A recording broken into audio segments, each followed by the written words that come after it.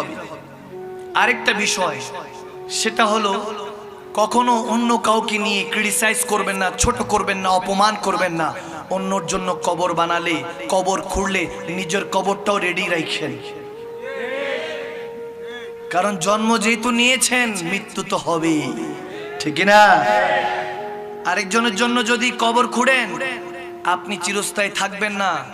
এরকম অনেক ছিল, সাদ্দাত, নমরুদ, ফেরাউন, অনেক ক্ষমতার জোর দেখিয়েছে, কেউই টিকতে পারেনি। আওয়াজ দেয় না? জামানা এরকম অনেক ছিল। এজন্য আমি মাঝে মাঝে বলি, যেমন নমরুদের জন্য ইব্রাহিম খলিলুল্লাহ পাঠিয়েছেন, তেমনি ভাবে ফেরাউনের জন্য মুসা কালিমুল্লাহ পাঠিয়েছেন, আবু জাহেলের জন্য মুহাম্মদুর রাসূলুল্লাহ এসেছে। সুবহানাল্লাহ বলে।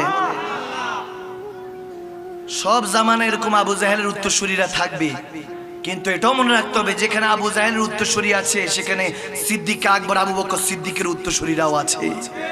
আছে কি নাই?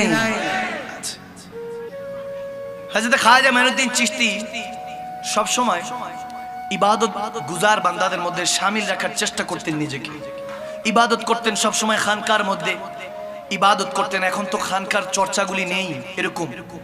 আগেই মাদ্রাসা নামক বিষয়গুলি ছিল না, কলেজ, ইউনিভার্সিটি, মাদ্রাসা।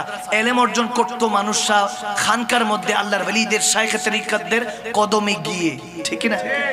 ওখানে গিয়ে এলেমটা অর্জন করতেন। তো খাজা আজমির সবসময় খাজা মাইনুদ্দিন চিশতি বসে বসে ইবাদত করতেন আল্লাহ রসুলের। এক ব্যক্তি খাজা মাইনুদ্দিন চিশতিকে সহ্য করতে পারত না যে মুসলমানের নেতা এত কেন চুপচাপ থাকে। এখন দেখবেন অনেকে এরকম আছে, চুপ থাকলে মনে হয় যেন অনেক ভাব নিয়ে আসে। আওয়াজ দেন। চুপচাপ থাকলে ধরেন চুপ করে আছে, দেখতেছে, কিন্তু অনেকে মনে করে যে লোকটা মনে ভাব নিচ্ছে, অথচ এরকম হতে পারে সে কিছু একটা চিন্তার মধ্যে আছে, ঠিক না? এখন সাধারণ পাবলিক যদি এরকম হয়, অনেকের পার্সোনালিটিটা, ব্যক্তিত্বটা এত সুন্দর হয় যে দেখলে মনে হয় উনি একজন ব্যক্তিত্ববান, একজন পার্সোনালিটি ম্যান, একজন খুব পারফেক্ট একটা মানুষ। আবার অনেক বান্দারা আছে যারা অহংকার নিয়ে চুপ করে থাকে, আছে কি নাই? এখন আল্লাহর ওলিরা তো আর অহংকার করতো না, আল্লাহর ওলিরা চুপ থাকলে কেনারা আল্লাহর সাথে থাকে, ঠিক না? আমরা বান্দারা বুঝবো না, কিন্তু তারা যখন এদিক দিয়ে দুনিয়ার জুবান বন্ধ করে, ওদিক দিয়ে জুবান দিয়ে রাসূলুল্লাহর কথা বলে, ঠিক না? এখন মাইনুদ্দিন চিশতি সবসময় এরকম ধ্যান, মুরাকাবা, মুশাহাদা, মেডিটেশন বলে এগুলোকে, এভাবে চুপচাপ থাকতেন। ওই হিন্দু একজন ব্যক্তি ছিল, সে সবসময় করতো কি, খাজা মাইনুদ্দিন চিশতির ওই খানকার সামনে দিয়ে, ঘরের সামনে দিয়ে যাওয়ার সময় খাজা মাইনুদ্দিন চিশতির একটা ইচ্ছা মতো 3-4টা গালি দিয়ে তারপর যেত। নাউজুবিল্লাহ বলবেন না? কি দিত? আওয়াজ দেন না, কি দিত? এরকম আছে তো, আমরা চায়ের দোকানে বসে থাকলে মাঝে মাঝে একজন একসাথে দেখা হইলে টোট টোট দিয়ে তারপরে কেমন আছোস, আওয়াজ দেয় না? একজন একজনকে স্ল্যাং ইউজ করে গালি দিয়ে তারপরে জিজ্ঞেস করি কেমন আছিস, ঠিক না?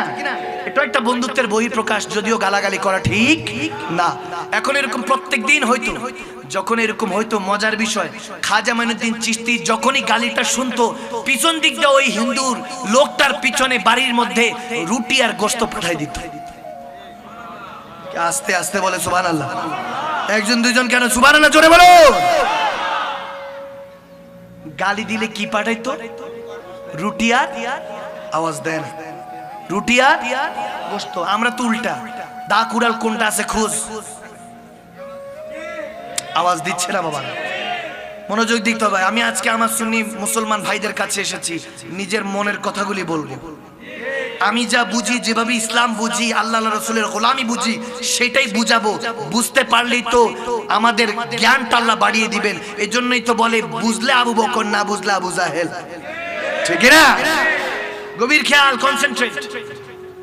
যখন ওই ব্যক্তি গোশত পাঠাতো, ওনার গিন্নি ওয়াইফ বলতো, কি দরকার তুমি হুজুরের গালি দেওয়ার, হুজুর তোমার রুটি আর গোশত পাঠায়? বলে এটাই দরকার। গালি না দিলে কি রুটি গোশত খাইতে পারতা? আছে কি নাই? এরকম কিছু নাফরমান আছে কি নাই? গালি না দিলে তো পেটের ঘি হজম হয় না, ঠিক না? খাবারও হজম হয় না, এরকম আছে।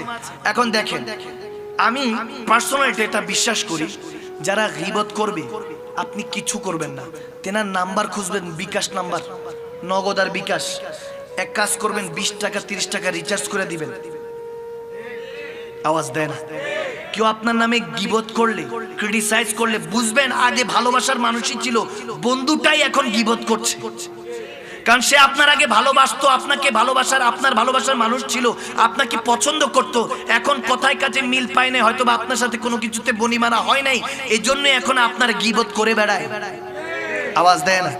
এই জন্য যেহেতু গীবত করছে, 15-20 টাকার নগদ আর বিকাশ আছে না, পাঠিয়ে দিবেন। কারণ আপনি তার সওয়াবগুলি নিয়ে নিচ্ছেন, আপনার গুনাহ তার কাঁধে। এরকম বিনা পুঁজিতে ইবাদত আর কি আছে? তো তারে তো উল্টা পুরস্কৃত করা দরকার। আওয়াজ দেয় না? এই জন্য আমি খুঁজতে থাকি, কেউ যদি আমার ক্রিটিসাইজ করে, ছোট করে, আমি খুঁজতে থাকি যে তার অ্যাকাউন্ট নাম্বারে কিছু টাকা পাঠায় দেওয়া দরকার, ঠিক না? আমার বলে হুজুর কিছু বলে, আমি বলবো কেন? আমার গুনাহ সব নিয়ে যাচ্ছে, আমি তাকে কেন বলবো? আমি দোয়া করি, আল্লাহ যে গুনাহগুলি নিতেছে, আল্লাহ তুমি গুনাহগার বানায়ো না, কারণ সে আমার ভাই, তাকে নিয়ে তো জান্নাতে থাকতে চাই, ঠিক না?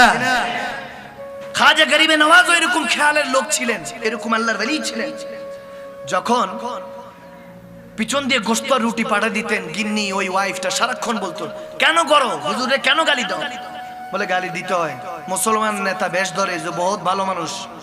এখন খাজা মাইনুদ্দিন চিশতিরে অনেক দিন ধরে দেখছে, তো এখন একই এলাকার হলে হঠাৎ করে মনে হয় আমার এলাকার মানুষ, তিনি আবার এত বড় কেমনে নেতা হইলো, কেমনে হুজুর হইলো? ওই দিন না দেখলাম ছোটবেলা, ঠিক না, হাফ প্যান্ট পরে হাঁটছে, এখনো বুঝি এত বড় নেতা, এত বড় হুজুর। আমি মানি না, তোরা মানলে মা। আওয়াজ দেয় না? এরকম আছে কি নাই? আছে। তো এরকম তাদের মধ্যে কনফিউশন। এখন প্রতিদিন যখন এরকম হয়, হঠাৎ করে ওই হিন্দু ব্যক্তিটা একদিন অসুস্থ হয়ে গেল। অসুস্থ হওয়ার পরে 2-3 দিন বিছানায় কাতরাচ্ছে। দেখে এখন খাজা আজমির মাইনুদ্দিন চিশতি রুটিও পাঠায় না, গোশতও পাঠায়। গিন্নিরে বলে, কি ব্যাপার? ওই যে আজমিরের খাজা, তিনি কি রুটি গোশত পাঠাইছে? বলে না। দেখছো, এজন্যই গালি দেই, এজন্যই গালি দেই, এজন্য গালি দেই। গালি না দিলে, গালি দেই দেখে রুটি পাঠায়, গালি দেই না 2-3 দিন রুটিও পাঠায় না, খবরও নেয় না। আওয়াজ দেয় না? এখন যখন সে সুস্থ হলো 2-3 দিন পরে, দৌড়ায় গেল, গিয়ে দেখে খাজা আজমির সেই ধ্যানই আছে। আরো জোরে, আরো জোরে। সেই খেয়ালে ধ্যানে আছে। যখন এরকম অবস্থায় আছে, জিজ্ঞেস করলো সালাম আদাব দিয়ে, প্রত্যেক দিন আপনাকে গালি দেই, প্রত্যেক দিন আপনি রুটি গোশত পাঠিয়ে দেন পিছন দিকে, 3 দিন যাবত অসুস্থ, খবর নেন নাই আজমির শরীফের। আপনি নেতা হয়েছেন, ইমাম, মুসলমানদের ইমাম হয়েছেন, রহনুমা হয়েছেন। খাজা আজমির বলতেছে, বাবা ভুল হয়েছে, আমি 3 দিন ধরে তুমি যে অসুস্থ, আমার খেয়াল নাই, আমার খবর নাই।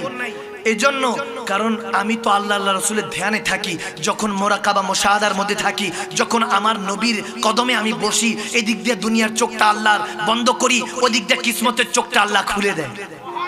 যখন মোরাকাবা মেডিটেশনের মধ্যে, ধ্যানের মধ্যে বসি, আমি জিকিরের মধ্যে থাকি, আল্লাহ রাসূলের দুরুদের মধ্যে থাকি, যখন হারিয়ে থাকি, মদিনাওয়ালার কদমে থাকি, মদিনাওয়ালার কদমে থাকি, মদিনাওয়ালার কথা শুনতে থাকি, মজলিসে বসে থাকি, এদিক দিয়ে আল্লাহর হুকুম, ওদিক দিয়ে রাসূলুল্লাহর কথা শুনতে থাকি, জুবান বন্ধ রাখি যদি কোনো গোস্তাখি হয়ে যায়, কারণ এটা বারগায়ে রিসালাত, আমার নবীর দরবার, এখানে কোনো উচ্চ আওয়াজে কথা বলতে নেই। ইত্থা জানা নেহি বোলান্দি, এ মেহরে আলী চুপ কর, ইত্থা নেহি জানা বোলান্দি। মেহরে আলীর মতো যে এখানে রাসূলুল্লাহর বাগান, রাসূলুল্লাহর দরবার, এখানে আওয়াজ করা যায় না। আমি কাফুল লিসান, জুবানটা চুপ করে রাখি, এখানে আওয়াজ করি না। কিন্তু নবীও চুপ, আল্লাহও চুপ। যখন দেখি দুজন চুপ, আমরা সবাই চুপ করে থাকি, ওই মুহূর্তে দেখি তুই গালি দেয়া আমাদের সামনে দিয়ে যাস, আমার নবী তোর গালি শুনে হাসে, তো তোর গালি শুনে আমি রুটি পাঠাই নাই, আমার নবীর হাসি যখন দেখি তখন তোর জন্য রুটি পাঠাইছি।